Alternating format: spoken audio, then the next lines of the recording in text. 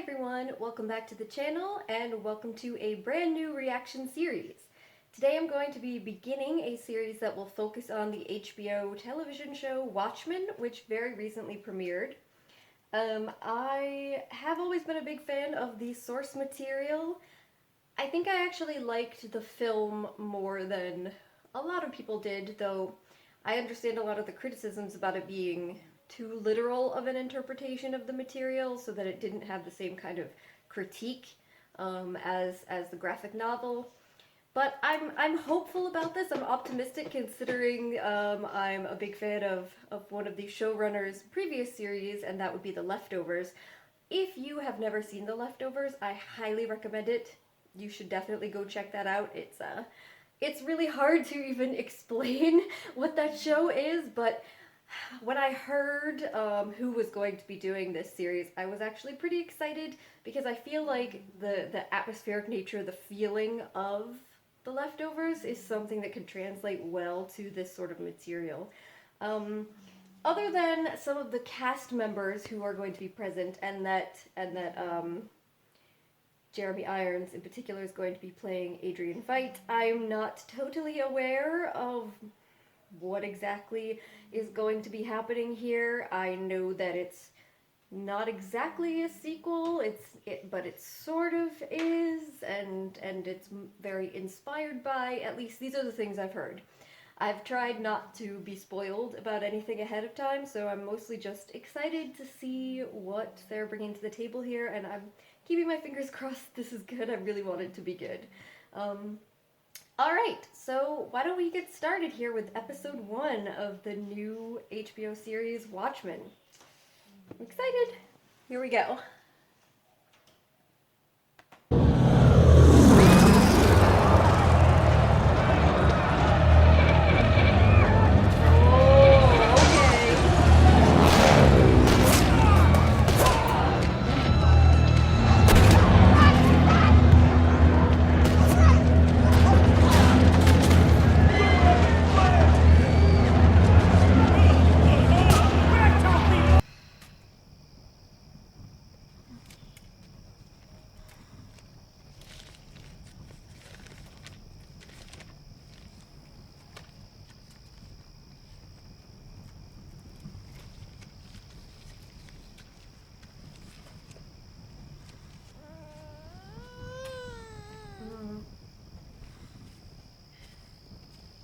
So they found and killed the adults, but either they didn't find the kids, or they just left them and figured they'd die anyway.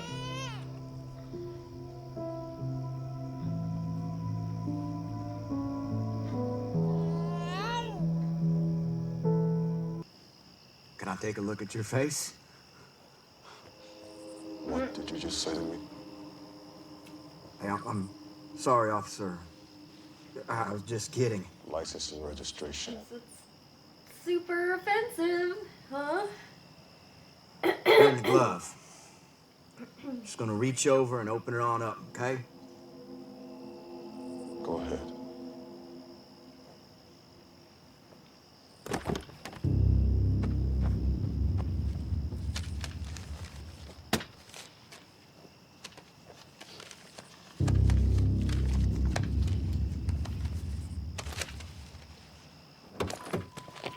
Is that a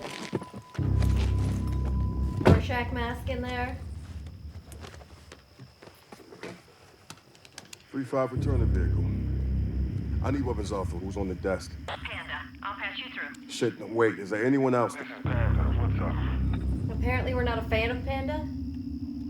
Hey, I just made a traffic stop. Subject refused the search of his truck, and I observed cavalry contraband in his glove. Requesting firearm lock release. What kind of contraband? It was a Rorschach mask. You sure? I saw it. Told ya. Panda, come on. Release my weapon. Probability of drugs and or alcohol in the subject's vehicle. We good? Yeah, I got it. Thank you.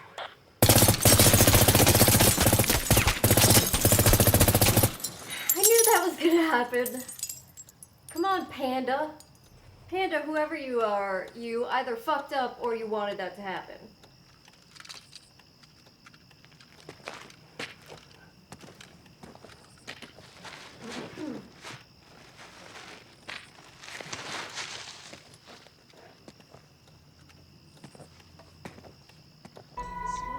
Maybe it's a false sign.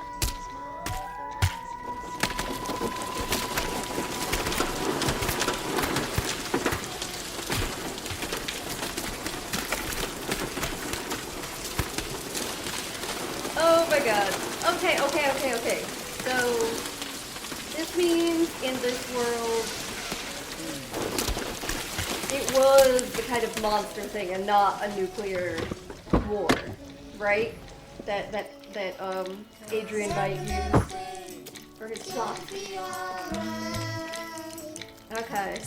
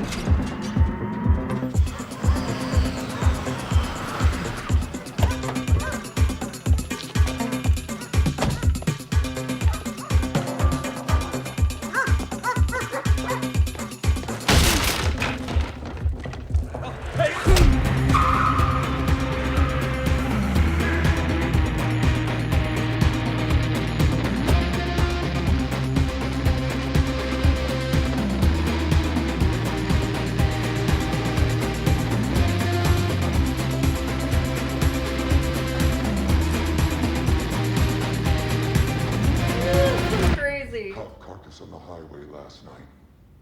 Soon the accumulated black filth will be hosed away, and the streets of Tulsa will turn into extended gutters, overflowing with liberal tears. Soon all the whores and race traitors will shout, "Save us," and we will whisper, "No. We are the 7th You Cavalry. gotta flat out plagiarize We are no Rorschach one. Turtles. We You can't are even come up with your. everyone. We are invisible. And we will never compromise.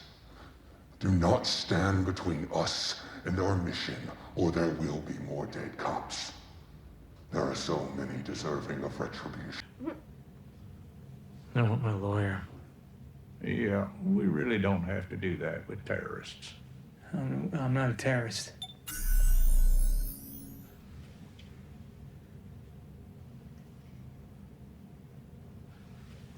How long have you lived in Tulsa? What is this? 5 years. 6.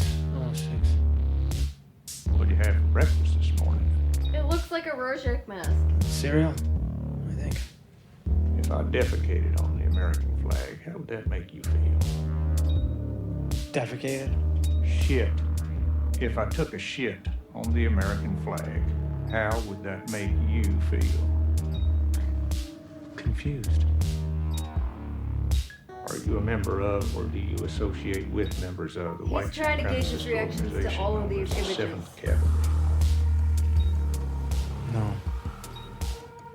Do you believe that trans-dimensional attacks are hoaxes staged by the U.S. government? I don't know. Maybe.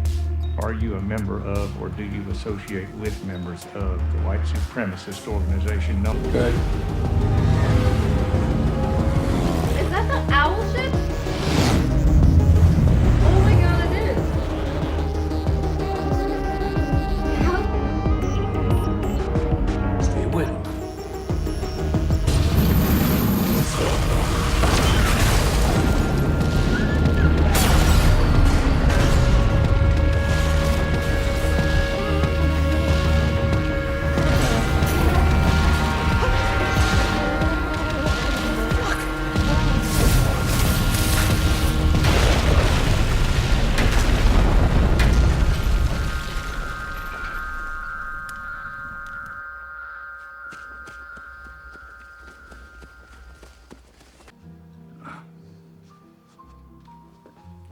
you like to cut it, sir?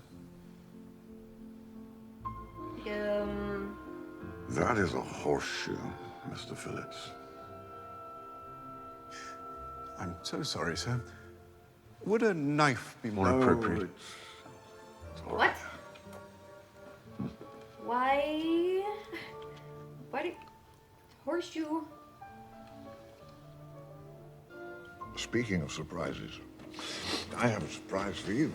So he I doesn't started writing a play. know the difference between a knife and a horseshoe, tragedy. but In 5 acts. he can fix a watch. When it's finished, I want the two of you to play the leading roles. And what should you call it, Master?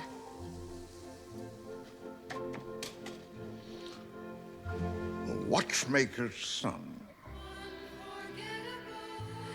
The watchmaker's Son.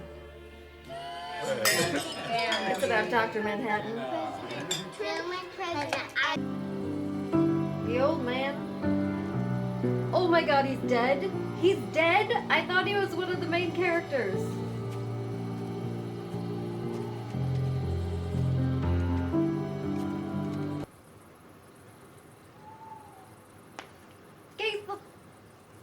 He's the little boy. He's the little boy from the beginning. Oh my god. Name that he won't keep, but it's summer and we're running out of ice. Ah! The blood drop. Oh my god. Alright, okay. Alright. Well, that was episode 1. I feel like I'm gonna watch episode 2 immediately after this. You know, I was planning to watch both of them today, because I'm trying to get a little bit caught up. You know, there's a few episodes out and I want to not be too far behind. I sometimes get too far behind with series, so... But I'm definitely gonna watch it, like, immediately after this now. I was gonna take a break, but I don't think so. Because I really want to see what the hell is happening. I am shocked that he's dead. I thought that he was one of the main characters on the show. In the cast list, you know, he was featured pretty prominently along with Regina King and Jeremy Irons, so... yeah, that's a surprise to me. But definitely a way to kind of hook people in right off the bat. So, I'm really pleased with the first episode, I have to say. The feel of it, the tone of it, this is kind of what I was hoping for. It definitely has that kind of Leftovers feel, but it's clearly like the Watchmen universe. Yeah, and I think that they are doing an interesting job of kind of showing the concerns of various social issues and how they're portrayed here. But before I get to that, just to say first, I'm loving all the various little hints and references, some overt, some less overt, to the original Watchmen story. So we obviously see Adrian Veidt there. And that's clear reference. And then people make references to Dr. Manhattan, even if they don't like blatantly say Dr. Manhattan. I mean, Adrian was talking about that in terms of his play, and Watchmaker's Son, and then the Rorschach masks, obviously. But then you have things like the eggs in the smiley face, the little drop of blood there on the badge at the end. Just all sorts of little things there that I'm super excited about. I think they're doing a good job so far of clearly situating it in the Watchmen universe in a way beyond just saying, oh, here's Adrian Veidt is in the story, if that makes sense. So I'm liking it. It's interesting the kind of setting that they've put together here. So where they are, police officers basically are like the sort of vigilante superheroes that existed in Watchmen. in that they have secret identities, they wear masks, and even though they're supposedly, you know, officers of the law, they don't necessarily go by all those rules. I mean, we saw Regina King's character just beat the shit out of somebody first when she grabbed him, and then to get more information. So yeah, they're kind of not necessarily going by the law, so they're very similar to vigilantes, it seems, in a lot of ways. So that's the kind of way of keeping the whole vigilante superhero thing going in the show, even though, you know, superheroes, vigilantism is outlawed in Watchmen world, as it were. So that's interesting. And then, of course, this is after Rorschach's journals have gotten out, so you have this kind of cult of white supremacist individuals who have taken up his journals and apparently, like, believe everything that he wrote about what Adrian Veidt actually did, and the conspiracy, you know, that it wasn't actually an interdimensional being that killed all these people, but they believe that it was government involvement, specifically the government did it as opposed to Adrian Veidt and his company. So it's fascinating to see, because I think it's a really good kind of way of incorporating social issues with white supremacist groups and conspiracy theorist groups, libertarian sort of out there groups that you do see in the actual real world.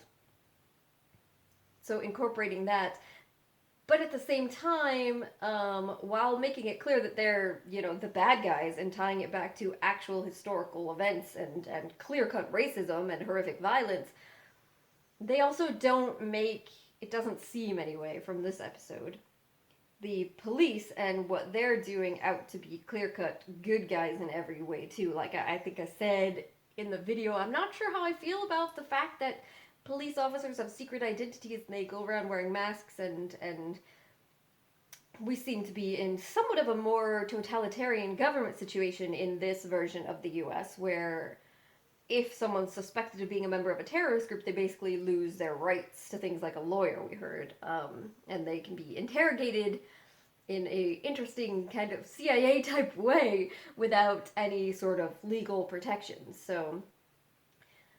So I think that's very interesting, and I like that there is not necessarily going to be clear-cut good guys, because I think that was one of the significant themes and questions to come out of the original story. So far so good as far as that is concerned. I want to know what the hell is going on with Adrian Veidt.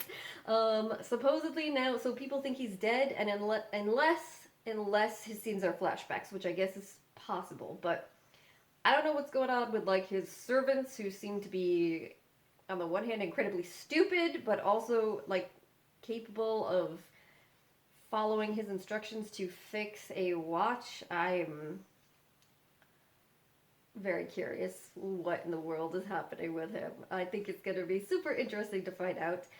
And then, of course, the little boy who ends up being this old man now, who must be super old given the timeline here from what we saw, and he's still got that note, and somehow he's involved with the killing of the chief, or at least he knew it was going to happen or found it. I don't know what's going on, but I'm hoping we'll get more information. But I did like that they tied that back to what they showed at the beginning, and I'm still curious about the larger context of that.